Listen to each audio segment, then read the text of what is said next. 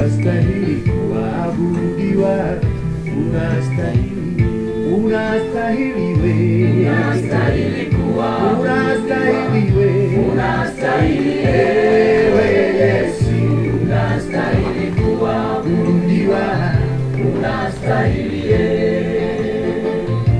unastahili kuabudiwa, unastahili ewe Yesu, unastahili kuabudiwa, unastahili, unastahili we, unastahili kuabudiwa, unastahili we, unastahili we, unastahili kuabudiwa, unastahili kama wewe, unastahili kuabudiwa, unastahili ni wewe, ni wewe, ni wewe, ni wewe, ni wewe, ni wewe, ni wewe, ni wewe, ni wewe Bwana.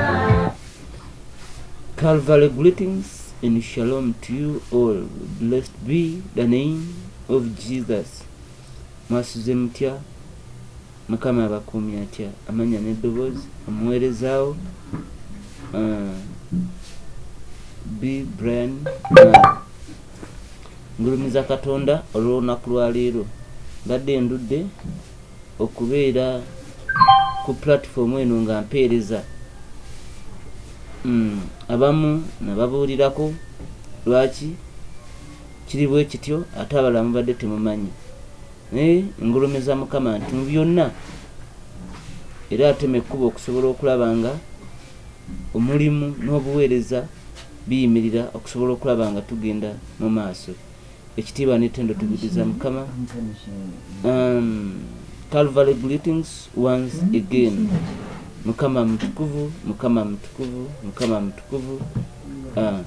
Ekiseera kyonna Mukama mutukuvu. So we bless his name, we bless his name, we bless his name. Olwaleero tuyize ku birooto bingi, video nyingi, mulimu okuloota omulalu, mulimu okuloota embwa, mulimu ebirooto ebibi, mulimu wakiwolota obyerabira. Twafunako ne message y'omwaka nga tuyingira omwaka nayo kweri. So abasubscribinga Mukama abawa omukisa, sharinga. So n'eri abalala baweebwa omukisa. Ndabye nga subscribers bali 81. So yes, naye ate nina video emu gye ndabye nga abantu 711 people watched the video, abantu 711. So kati ekyennaku ekiriwo nti otasubscribinga videos endala we zijja oyinza okuba weerabidde olwa by'ojja tozifuna, tezijja gy'oli. Naye osubscribinga naye oba tobiriiko video kasitejja notification ejja ku simu yo. So Mukama mutukuvu, olwaleero tugenda kuyiga ku kye bayita okulwanyisa emyoyo gy'amalogo oba okulwanyisa amalogo n'ebimu ku birooto by'ofuna nga oli under satanic manipulation, obanga oli under witchcraft, obanga amalogo gagezaako kulumba. Nzikiriza Mukama ogenda kuweebwa omukisa. So njagala okusooka okwebaza abo bonna abaana b'ewaka Gate of Evidence International Namuwongo. Mukama abawe omukisa. God bless you, God bless you, God bless you, God bless you, God bless you. Abo abali dream interpretations group WhatsApp, then Gate of Ministries International Namuwongo WhatsApp group. So then negundi eno Mukama abawe omukisa n'abaweereza ab'omu buweereza buno. I pray for you each and every day. So kusabira Mukama ayongere okukola obulungi okusanyusa n'abo abayimirira naffe. Eri abamu omwoyo omutukuvu bagamba yes, eri abamu bagamba nti yimirira n'obuweereza buno bwoti, abalala n'abagamba nti kola bwoti ne bwoti. So abalala ne bawulira okuva mu ntobe gy'emitima gyabwe. So namwe Mukama abawe omukisa abayimirira oba oguze katebe oba oyimiridde ku kiki kyonna, kuba tukyetaaga bingi.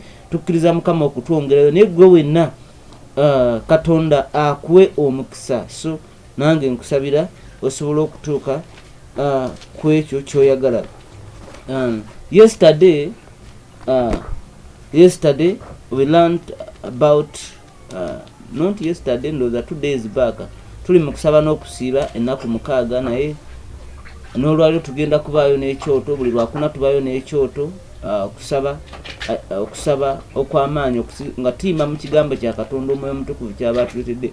Mu kusaba kuno n'okusiiba Omwoyo Omutukuvu give us revelation, okukoowoola bamalayika okukola emirimu gyabwe gye tuli. So I talked about it, era n'olwegulo kawungezi we shall stand in that verse tusobole okulaba nga Mukama atuwa omukisa. So tugenda mu Mumaloggo, tugenda kuyiga okulwanyisa eddogo. Ekisooka ky'olina okumanya nti olw'okubanga oli mulokole doesn't mean teri kigenda kulumba, naye nga tetunaba kusaba kweyongere kasooke tusabe Omwoyo Omutukuvu mu linnya erya Yesu, gwe musomesa asinga, gwe omulungamya asinga, neeyanjula mu maaso go ng'omusomesa. Jangu gwe omusomesa era omuyigiriza wange, oleeta okumanya. Nkozesanga megafoni eri enkumi n'enkumi z'abantu, nkozesa weewaawo nga veso okutuusa obubaka eri abatukuvu obwo. Baako gwowa omukisa ku lwa broadcast eno. Ekitiibwa n'ettendo kikuddire emirembe n'emirembe. Amen and hallelujah. So mbadde nkyakugamba nti ekyokubanga oli mulokole tekikuwagala nti togenda kulumbibwa. Bwe tutunulira mu ndagaano enkadde, abaana ba Isirayiri okuva e Misiri, olugendo lwabwe lwali lwa mubiri, olwaffe lwa mwoyo. Nga lwe batambula naffe lutambula. Kyova olaba buli muntu alina kye bayita okuva. Abamu Mukama abasanga Dubai, okwo kwe kuva kwe. Okuva kitegeeza va wooli ogenda ompeerezi, va wooli ogenda. Abalala Mukama abasanga Dubai, abalala Mukama abasanga ku mirimu, abalala Mukama abasanga yonna. So mu lugendo lw'okuva olwo tusiŋŋana okusoomozebwa okuyitirivu. So olw'okubanga tukkiriza okuwulira eddoboozi lya Mukama notambula, tekitegeeza nti entalo tezigenda kutusisinkana, zigenda kutusisinkana. Naye Mukama ye kyayogera kiri kimu. Numbers 23:23 teri ddogo eri Isirayiri. Kitegeeza Isirayiri bw'okkiriza n'otambula mu butuukirivu n'obutuukirivu bigenda kujja. Tekitegeeza nti bagenda bisindika, bigenda kujja. Naye kubanga otambulidde mu butuukirivu n'obutuukirivu, Isaiah 5:14 agamba nti mu butuukirivu mw'oliima okunywezebwa, mu butuukirivu mw'oliima okunywezebwa. Ekitegeeza nti haleluya, Kama mutukuvu, nti onoobanga wala n'okujogebwa. Ekitegeeza nti mu butuukirivu mwe tusanga obukuumi bwaffe. Bigenda kujja still. Hey, enkuba bw'ejja okutonnya, etonnya ku mabaati etonnyako. Naye abali munda mu mabaati oba abali munda mu nnyumba tebakuba, kubanga kungulu kuliko amabaati. Abali ebweru ebakuba. So bwe tubeera mu Kristo mu butukuvu n'obutuukirivu, amalogo gajja n'ebisoomooza. Naye iffe abali mu Kristo, abali mu kisa, abali mu butukuvu n'obutuukirivu, tuba n'amabaati agatubiseeko eri amalogo gano. So tuba n'amabaati agatubiseeko eri amalogo gano. Wobanga ofuna obuzibu ng'oli mu bulokole ng'otambula mutukuvu n'obutuukirivu, kitegeeza eryo just bugumu, ng'omusana egwaka ku mabaati bugumu ne liyingira. Kati kitegeeza nti ate omuntu ali open, ali ebweru, aba agenda kusiŋŋaana obulumi obuyitirivu. So this is what I mean. Nti mu bulokole, mu lugendo lw'obulokozi, okulumbibwa kujja, naye mu butuukirivu tukuumibwa. Ensonga lwaki abantu tusomesa obutuukirivu, ekisooka ojja kuba wala n'okujogebwa, n'ekirala ojja kusikira obwakabaka bwa Katonda n'ebirala. So leero tugenda kuyiga okulwanyisa eddogo n'ebirooto ebimu ebirota nga efunye amalogo. Njagala nkubuulire nga yongambye nti amalogo gyegali, naye kiyinza okukutaasa butukuvu na butuukirivu. Eriyo we gajja ng'onafuye mwoyo n'ebirala ebifaanana bwe bityo. Naye kinjagala okugamba kiri kimu nti Mukama ali wamu okulwanira entalo ezifaanana bwe ziti. Katonda akyawa eddogo. Katonda tayagala ddogo. Katonda akyayira ddala eddogo. Kyolina okumanya Katonda akyayira eddogo. Okuva 22:11 no okuva 22:18 okuva 22:18 agamba nti omukazi omulogo tomulekanga mulamu. 2 awangayo saddaaka eri Katonda yenna wabula eri Mukama yekka azikirizibwanga ddala. ke kabonero akalaga nti Katonda akyawa eddogo. Haleluya. Mu ndagaano enkadde bakwatanga n'eddogo nga bakutirawo. So Mukama mutukuvu, Mukama mwesigwa. Kyolina okumanya nti abantu abasinga ku nsi eno bagenda eri abasawo abatonotono kale naye era abasinga bagenda eri abasawo abalogo eri abalogo, nze mbayita balogo sibayita basawo, eri abalogo nga banoonya obukuumi kyekisooka, nga banoonya obugagga kyakubiri, nga banoonya okuba obulungi, nga banoonya olw'obujja n'okulemesa abalala. Omuntu okuloga tomala kumuzzaako musango, eriyo gw'omala okuzzaako omusango, naye abasinga oba abamu akwatira bukwatuzi bujja ng'alaba okulaakulana ku sipiidi, ng'alaba oli bulungi, n'akutambulira okugenda mu balogo okusobola okukuloga ate n'okufuna obukuumi. Bayibuli mu Kuva 23:32 egamba etya? 22:33 okuva Exodus 22:33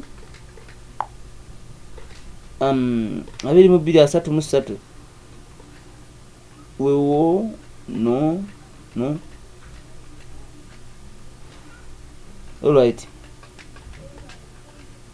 Era munaabanga bantu abatukuvu gyendi 31 munaabanga bantu abatukuvu gyendi kye munaavanga mulema okulya ku nnyama ensolo gye gise mu nsiko muyisulenga. So okutandikira agambye nti munaabanga batukuvu era munaabanga bantu batukuvu gyendi. So Mukama Katonda atukubiriza okuba abatukuvu mu maaso ge tusobole okubanga biri bye tusomye wansi ebyo bye gundi zajja atuteerawo okusigala nga tuba nga tusigala mu kkubo lye.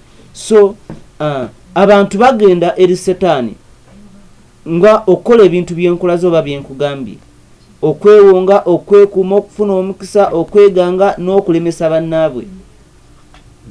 Era bwe bagenda eri Setaani, njagala nkubuulire nawe yali agenzeeko mu ddogo sinze nakutumayo mu ssabo. Yesu yeebazibwe.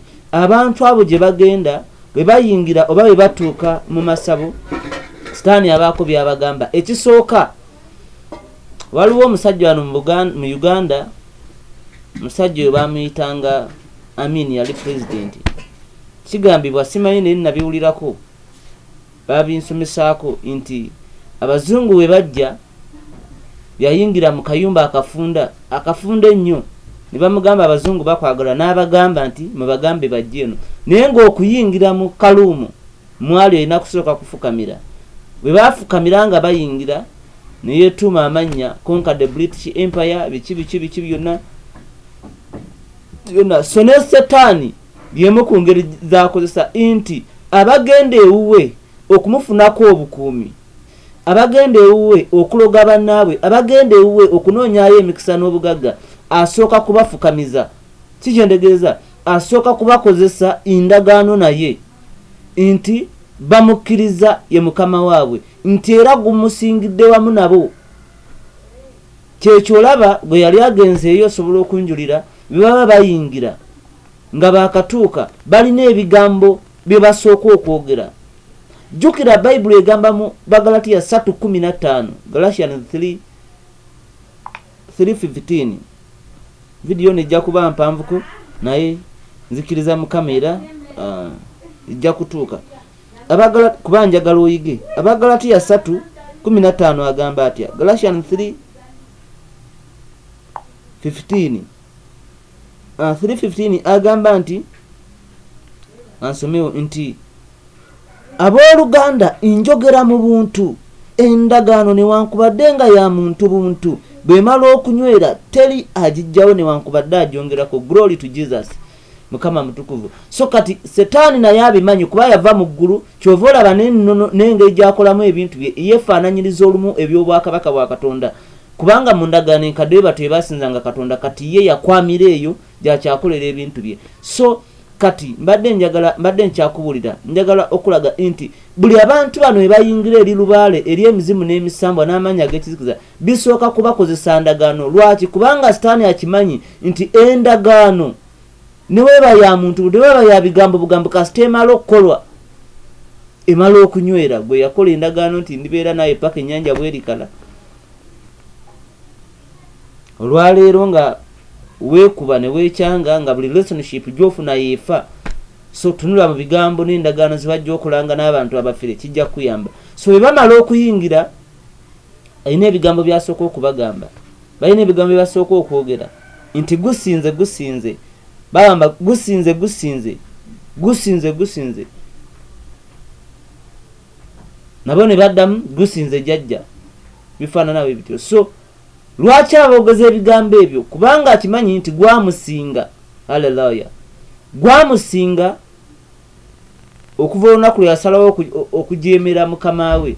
Kati naawe bw'ogendayo kubanga oyagala ebibye, kyasooka okukola amala kuteeka mu kontrol ye, naawe asooka kwatuza bigambo nti gukusinze nga naye bwe gwamusinga. So then wamala okwogera ekisooka awo agenda kutandika okukola emirimu gye oba emirimu gy'omugwe, naye tagenda era kukomaawo kubanga akimanyi enkya osobola okwekuba tteke. Kyagenda okukola gwe yali agenzeeyo okuloga oba engeri gye balogamu abantu, agenda kukutuma embuzi oba agenda kukutuma enkoko. So ebyo byagenda okutuma jjukira okuva mu ndagaano enkadde, endagaano yakolwanga okuyita blood pact, okuyita mu musaayi. Basalanga emusaayi neno mu Buganda salanga omusaayi ne guyika n'oteekako emmwanyi n'oli n'omwana alya buli omu omusaayi gwa munne okukola omukago. So kati naye agenda kukutuma enkoko gyagenda okukutuma oba byonna byagenda okukutuma. Omulogo nze bwe mbayita ojja kunsonyiwa, gwe oyinza okuba obayita bajjajja oba basawo, nze mbayita balogo oba basamize. Omulogo oba omusamize, what he or she will do, ajja kugamba nti genda oleete enkoko oba embuzi oba kino oba ekiti. So wabikutuma tagenda kugamba nti byogenda okuleeta tugenda sala omusaayi okole endagaano wakati wo n'emizimu giyingire mu ggwe naawe oyingire mu jjo. So kitegeeza nga naffe Kristo we yayiwa omusaayi, ku lw'omusaayi ne tuyingira mu ye naye n'ayingira mu kimuffe era n'atugamba tumulye nga bw'ojja okulaba.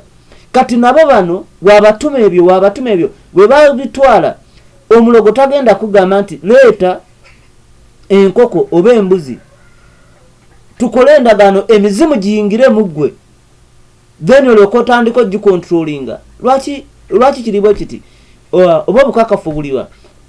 Abalogo bano bakozesa stuffs like omuddo gwe balogesa n'ebifaanana bwe bityo. Kati gwe atagendanga ye era takolanga ndagaano na mizimu egyo, njagala ogende ku makya onoge essere oba onoge ebbombo oliyenga ogambe endoze eggundi olaba wabanaabo ekimutuukako. So basooka kukola ndagaano na mizimu, mukola endagaano n'emyojo okuyita mu musaayi ne gibayingirawo. Gimala okubayingira then ne balyoka bafuna kontulo ku jjo n'obuyinza, obuyinza ku jjo okutandika okugiragira nti genda olumbe eggundi ne giryoka gigenda, kubanga balina endagaano, kubanga bakola akalagaane. So bwe bamala okukuloga ate ekyewunyisa nti bwe bamala okukuloga basindika mizimu. Bwe basindika emizimu ne gijja ne gikola bye gikola. Bwe gikola bye gikola then kati ate nawe wegimala okukukwata ate nawe ng'odduka odda mu ssabo nga nawe bakutuma. Kati nawe bwe bakutuma enkoko oba byonna bye bakutumye bagenda kuteekamu mirala gisobole okukakkanya giri oba gisobole okunafuya giri. Gino gibe sinakunafuya gibenga gye bakutaddemu ate namba nyingi zisobola okuwooyawooya egikulimu obutaleeta bulumi. Kyova olaba ebiro bwe bijja bitambula olina okuddayo eri abalogo. Kyova olaba otandika abalogo tolekeraawo oba okyali wano omugongo gunnuma bayita emyezi 2 nti omusawo oli akola omulogo oli akola nteredde myezi 2 ng'ate okugulu kukwata ngoddayo ng'ate ebinywa bikwata ngoddayo ng'ate bino bikwata ngoddayo. So bwe batyo bajja bakola bajja bakola sitaani bwati batambula naye ffe abalokole Yesu yeebazibwe Mukama mutukuvu ffe abalokole bwe tukkiriza Katonda ffe twewonga eri kitaffe oba eri Katonda okufuna obukuumi.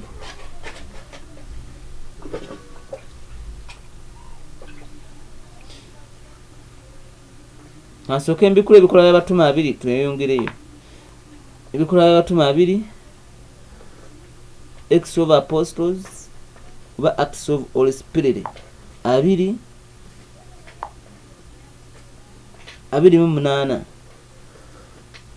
agamba nti mwekuumenga mmwe mwekka n'ekisibo kyonna Omwoyo Omutukuvu mwe yabateeka mmwe okuba abalabirizi okulundanga ekkanisa ya Kristo gye yeegulira n'omusaayi gwe yennyini. Iffe bwe tukkiriza Kristo tuba actually twagulwa n'omusaayi gwe so kitegeeza wamala okugula n'omusaayi gwe yamala okugula bw'omukkiriza omusaayi gujja first of all ne gubanga sign of protection. Otunulira abaana ba Isirayiri omusaayi gwababika ekiro omuzikiriza ng'ayita kalinga kabonero ne gubabika ne bafuna obukuumi ababalala ne batafa. So kaakati ffe bwe tukkiriza kubanga twagula n'omusaayi tufuuka abaana ba Bwakabaka bulala era tuba n'obukuumi. Bayibuli kyeyogera n'egamba mu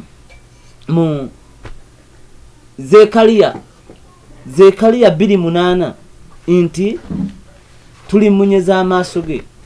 Ojja kwesomerayo tulimunyeza amaaso ge. Kitegeeza nti ffe obukuumi tetubufuna eri mizimu bwe tukkiriza Yesu ne tukola endagaano ne twatula n'akamwa kaffe endagaano y'akamwa nkulu nnyo ne tutambula nga bw'ayagala tufuna obukuumi bw'omusaayi era tufuuka ekyo kyennyini Katonda kye yatutondera okuba kubanga atuteekako obukuumi nga n'emyoyo gifaanana bwe gityo teginnaba kutulumba. Abantu abagenda eri abalogo babawa ebintu ebyenjawulo bye bawonza eri emizimu okusobola okulaba nga bo nga bwe balowooza nti bibakuuma.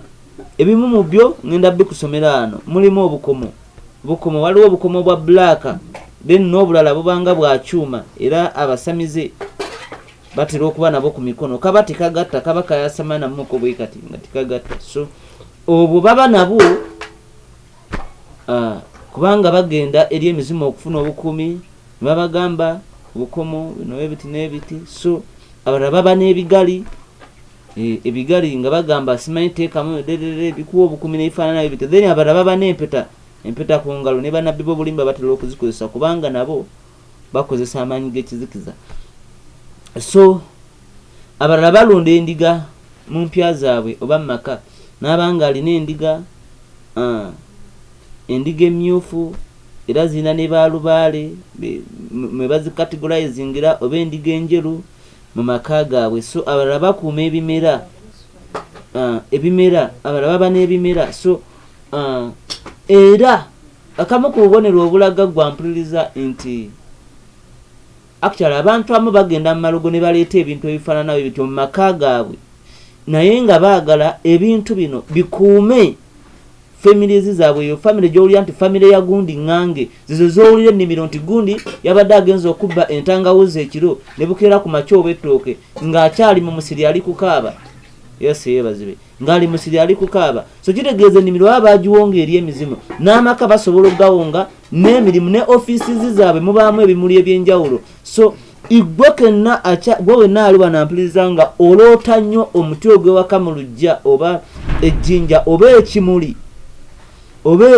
ekiri mu luggya. So ebimuli ebyo bibeerawo mu luggya nga ebintu byonna osobola okubiggyawo naye nga tokwata ku kimuli kya muzeeyi nga takukkiriza kukitemako wadde akati. So ebintu ebyo bibaako endagaano oluusi baba babiggyayo kuleeta kuganga family na kugiwonga. So abagenda mu balogo bafuna bwe batyo obukuumi. So abalala nsuwa baziteekamu amazzi babanga baganywa, njogedde ku nsuwa, abalala baba na bukape waka, njogedde ku mpeta, so abalala baba n'embwa era nga bwefa bayinza n'okkuma olumbe. So n'abalala abeebinyweza ku mirimu, abo abantu abeerugera ku mirimu abatayagala kuvaayo, baba n'ebirimu, baba n'obusuwa, baba n'ebintu eby'enjawulo n'ebimuli bye bateeka mu ofiisi zaabwe naye nga birimu emizimu egibanywereza ku mirimu n'egibakuumira ku mirimu. So byebimu ku bintu bye bakozesa, n'ebirala nga yali abaddeyo wasobola obikunyonnyola. Naye ffe abakkiriza Kristo obukomo tebutukuuma, ensuwa tezitukuuma, ebimuli tebitukuuma, n'ebintu ebirala tebitukuuma. Ki ekitukuuma? Bayibuli eyogera etya? Bayibuli ffe egamba mu Zabbuli 3:7. Zabbuli 3:7 egamba nti, Zabbuli 3:7, Psalms 3:7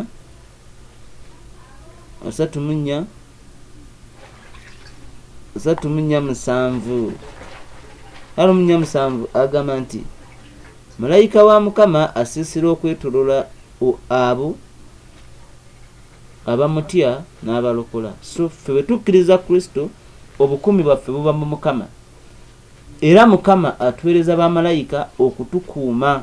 So bali nga banoonya emizimu n'ebimuli n'ebirala, so ffe tuba tuli ne Mukama. Yesu yeebazibwe. So nakugambye nti bagenda okukola bye bakola, then bafuna control eri emizimu okutandika okugisindika. Naye wasindika emizimu nga gwe gwasindikira emizimu olina Katonda oba olina Yesu, nga okumi bamalayika teri kiyinza kutuukako. Biyinza okutuukako ng'okukanganga kabonero nti zukuka, naye tosobola kutwalibwa ng'ate omulala. Lwaki? Kubanga Bayibuli eyogera netugamba nti ali mu nsi nti ali mu ffe w'amaanyi okusinga ali mu nsi. Ali mu ffe w'amaanyi okusinga ali mu nsi.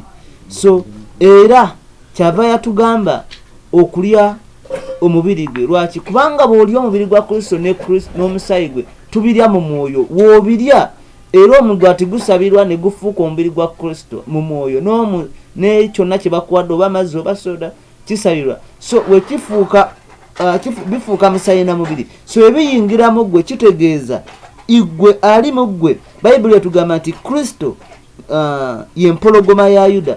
Kati Kristo wabanga mpologoma ya Yuda kitegeeza woomulya empologoma eba mu ggwe. Empologoma weba mu ggwe kitegeeza nti ate Setaani tumulaba nnyo ng'alabikira mu misota ne mu bukapa. Kitegeeza nti ali mu nsi ye devil, ye Lucifer. Kapa n'empologoma, definitely kapa tesobola kuwangula mpologoma. Empologoma y'amaanyi okusinga kapa. Ekitegeeza nti bw'okkiriza Kristo akuteekako ofuna obukumi bw'omusaayi gwe, ate ne bamalayika be babawo okukuma. N'ekyokulala ekitabo kya Yokaana 6:56 John agamba atya?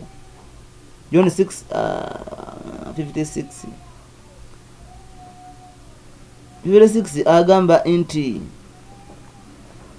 alya omubiri gwange era anywa omusaayi gwange abeera mu nze nange mu ye. Ekitegeeza bw'olya omusaayi gwa Kristo, wonywa omusaayi gwa Kristo n'olya omubiri ne bibeera mu ggwe. Ekiri mu nsi ke ka Setaani bwe bw'obuzimu obutambulira mu kapa n'ebirala biba tebisobola kuwangula. Gye buva ne gye bulaga biba tebisobola kuwangula. So kyova olaba ayagala mu Isaiah 5:14 nti mu butuukirivu n'obutukuvu mw'olima okunywezebwa, onoobangala n'okujogebwa, onoobangala n'empisa y'ekibi. Yes, naye nga mu butukuvu n'obutuukirivu, kubanga ojja kuba otambulira mu kubule. Kyova olaba mu Jeremiah 5 Jeremiah 6:16 akuyita nnyo nti okomewo mu kkubo ery'edda mu butukuvu n'obutuukirivu, kubanga bino bigenda kukulumba. Entalo zajjanga eri abaana ba Isirayiri nga batambula, naye yabawanga ekigambo kimu nti totyanga. Era kigambibwa nti ekigambo ekisinga okuba obungi mu Bayibuli, totyanga. Buli wonoofuluma okulwana totyanga. So Mukama tayagala bamutya. Ali mu ffe w'amaanyi okusinga ali mu nsi oba alimu abo abaloga ojja kwesomero sigenda somayo Yokaana ekisooka nnyanya Yokaana ekisooka nnyanya ali mu gwe w'amaanyi okusinga ali mu nsi ky'olina okumanya then ky'olina okumanya nti abantu bano abagenda mu balogo batwala sacrifice they take sacrifices ate the bigger the sacrifice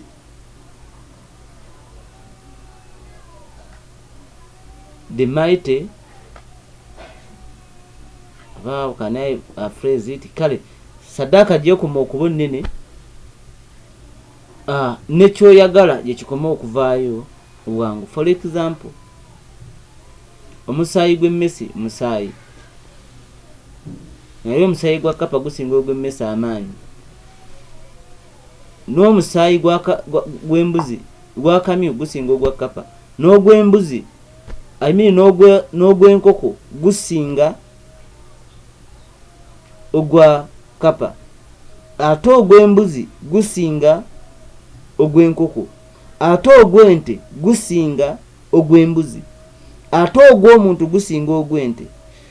Yesu yeebazibwe. Ate ogw'omuberyeberye gusinga ogw'omuntu wa bulijjo amaanyi ogw'omuberyeberye ate ogw'omulangira gusinga ogw'omuberyeberye. So kati Kristo ye byonna mu byonna, ye muberyeberye wa Katonda, ye mulangira mu bwakabaka asooka, then ye byonna. So yatufiira ku musalaba n'ayiwa omusaayi. Abantu abo bagenda bakozesa ebintu ebifaananayo bityo naye tugulumiza Mukama nti naffe atuwa ekisa. So kati otegedde nti ky'olina okukola kutambira mutukuvu na butuukirivu. Ekyokubiri nti butatya kumanya nti ali mu ggwe. Kusomedde Yokaana 6:5 ali mu ggwe w'amaanyi okusinga ali mu nsi. Yesu mpologoma bw'obanga oli omubiri gwe n'omusaayi gwe biri mu ggwe kyova olaba mbakubiriza sometimes bakuyita kusembera to take all communion kubanga buli w'omulya ozza endagaano wakati wo naye ate ye ajja n'atuula mu ggwe nawe n'oba mu ye. Ekitegeeza nti bagenda osindika amalogo n'ebirala obwo obuzimu bwe batwala omujjukira bo sitaani talina mwana nti agenda kuwaayo omwana agenda okusinga omusaayi gwa Yesu. Kyova olaba eva tuba ku toopu. Kama yeebazibwe kama mutukuvu. So ekitegeeza alina okunywera ng'ofunye okukkiriza okwo n'okutegeera nti ali mu ggwe asinga emizimu gye bakulogesa. Bo bakusindikira misota igwe olina omusaayi ogukubise ate olina bamalayika abakukuuma ekiro n'emisana. Haleluya. So ekyo kimala okuwa obuvumu nti teri kigenda kuwangula mu nsi eno ey'abalamu. So kikyoteekeddwa okukola nga bakuloze. Ekisooka oba tonnalokoka olina okulokoka n'oyatula nti Kristo ye mulokozi w'obulamu obwo. Ekyokubiri Katonda kwagala era mu kwagala mwakolera. Bayibuli eyogera n'egamba nti otwalanga saddaaka yo n'otuuka mu kkubo n'ojjukira nti enagwa w'oluganda akulinako ensonga oba gwe maaso baganye gireke ngaawo osooka odduke oddeyo mutabagane olyoke okumeewayo saddaaka yo. Katonda ekitegeeza ayagala nnyo obumu, okwagala n'okutabagana. Sonyiwa akuloga, sonyiwa akuloga. Setaani ng'ayagala okufunziza mu malogo akuteekamu ekiruyi n'obusungu ogaana okusonyiwa oli mu kugaana okumusonyiwa n'emizimu gye gyongera okufunza. Ky'olina okukola first thing kusonyiwa akuloga. Sonyiwa akuloga. Omala okumusonyiwa saba Mukama ekisa. Okubasonyiwa si kyangu naye tulina ebintu bisatu. Tulina omusaayi gwa Yesu, omwoyo omutukuvu n'ekisa kya Katonda. Omusaayi bwe twenenya gutunaaza, ekisa kya Katonda kitusobozesa okukola ebitasoboka mu magezi ag'obuntu ng'okwagala omuntu. Weetaaga kisa okwagala tayagalikika n'eyakuloga. Then omwoyo omutukuvu n'akulumiriza n'akulungamya okukola ekituufu. So musonyiwa, omala okumusonyiwa mwagale. Bayibuli egamba nti bwe mwagala ababaagala mulina njawulo ki ne bali ab'ensi. so yagalanga mulabewo mawulire babagamba nti kyawanga mulabewo yagalenga akwagala nze mbagamba nti mwagalenga balabe bamwe yagala akuloga yemu ku ngeri ez'okulwana n'eddogo mu bwangu sonyiwa bw'oba tosobola nga yakukola kinene genda mu maaso lwakiri genda mu kusiiba mugambe mukama neenenyola obutali butuukirivu naye mpa ekisa okusonyiwa omuntu ono omutima gw'owulire nga gumutadde then musonyiwe bw'omala okumusonyiwa musaasire tegeera nti mizimu gye gimwambala okusindika byakola okukola byakola kuba yatondebwa mu kifaananyi kya Katonda naye mizimu gye gimwambala okumukozesa ebyo byali okukola ono situla amaaso go n'omutima gwo gajje ku muntu ogasse ku mizimu egyamwambala then musaasire nti ye talina kyamanyi talina kyategeera then wamala okumusaasira ekiddako genda mu nsi y'omwoyo tandika okumusabira mwegayirire sindika omwoyo spirit of conviction atandika okumulumiriza byakola okukyusa mu kumwegayirira n'okusaba okufaanana bwe kutyo ekisa kya Mukama kijja kumubutukira afune okubikulwa n'okutegeera nti naye ono omuntu ndaba bw'aba obulungi agenda kuwa mwana wange kino nange agenda kunyamba mu ngeri bweti so then wekigwa kati awo waliwo kye bayita okwambala amaanyi n'obuyinza bayibuli egamba adda amaanyi n'obuyinza then webikkeko omusaayi gwa Yesu mala okwebikako omusaayi gwa Yesu it is a sign of protection tandika okusazaamu amaanyi g'eddogo tandika okusazaamu n'essaddaaka zonna ze yawaayo ozimenyeemenye n'ekyoto kwe yali yagenda osindika omusaayi guzikize ekyoto ekyo osazeemu okimenyeemenye okikube naye bijja kubaawo ng'oyambaddeko amaanyi ng'ogenzeko mu kusaba n'okusiiba okikube okimenyeemenye nga Gideon we yamenyamenya ekyoto n'azimba ekyoto ekijja egyo gyonna emizimu yonna gye giva tuma omusaayi gwa Yesu gizikirize n'omusaayi yonna gye baakuteeka tuma omukono gwa Mukama malayika wa Mukama yonna gye baakuteekako ejjinja tuma malayika wa Mukama yayiringula ejjinja eryali ku ntaana ya Yesu ayiringula ejjinja osome otuma omusaayi gwa Yesu bayibuli egamba nti ku lw'endagaano y'omusenzi gy'abasibe mu bunnya omutali mazzi otandika okutuma omusaayi otandika okugutuma gukununule mu bunnya gye baakuteeka then bw'onoomala ogenda kuba neddembe then otandika okulwana n'emizimu otandika okugikuba otandika okusindika omuliro otandika okusindika omuliro yita bamalayika abalwanyi ojja kulaba ng'otandise bino byemu ku birooto by'ojja okufuna nga otandise okuwangula eddogo ekisooka jjukira saze leero kwogera ku birooto ngenda kuwaayo bitono ojja kulaba omuntu abadde akuloga nga ze mu kirooto nga mukubaganye mulwanye omuwangudde k'onoomuwangula weppa eddogo ogenda kuba oliwangudde oba ogenda kulaba kapa oba omusota nga gukulumbye ogukube bwegukuba gufuuka ekkapa ogukube bwegukuba gufuuka ente ogukube gufuuka ekirala ekisolo ekitategereka okikube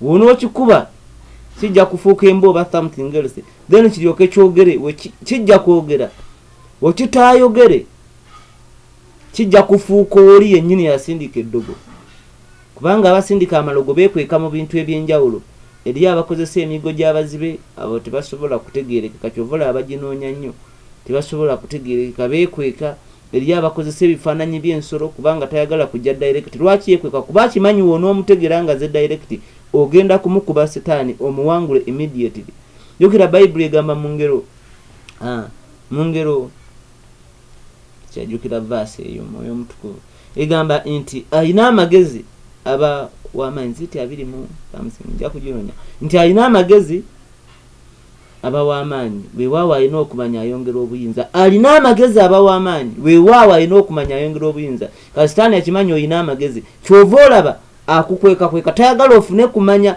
kuba woonoomanya ogenda kufuna obuyinza okumuwangula kyava ajjira mu bisolo n'ebintu ebifaanaganayo bityo so ogenda kuba ogenda kukiwangula oba weba baatwala lugwero ojja kulaba ng'ogenze ng'olusiseeyo ng'olununuddeyo oba kyonna kye baatwala ebifaananayo bityo so ne gwe bali okuloga olootanya akuloga ate gwe bali okuloga oloota akuloga ng'akukuba amayinja ng'ali kukuba amayinja akanyugira amayinja aba mulokola abakusabira ebiseera ebisinga sala enfu ng'akukuba amayinja so oba akwogerako ebigambo bitakwatagana so eri nga mulokole bano ab'ensi aba akuloga abalala ojja kuloota ng'olwana naye ng'akuwangule ddogo likwate abalala ojja kuloota mbwa ng'ekulumye mbwe ejja kujja ekulume ogolokoka ogambe enkuba omuzimu gw'obwenzi gwannumye naye nga ddogo era womala okukiroota oba ekulumye kugulu bayita ekiseera kitono abamu okugulu ne kutandika okuzimba ne bakutwala mu sikani tosobola kuwona kubanga obulwadde si bwa mubiri tebajja na kubulaba so abalala oyinza loota kakapanga kakuyagudde kwa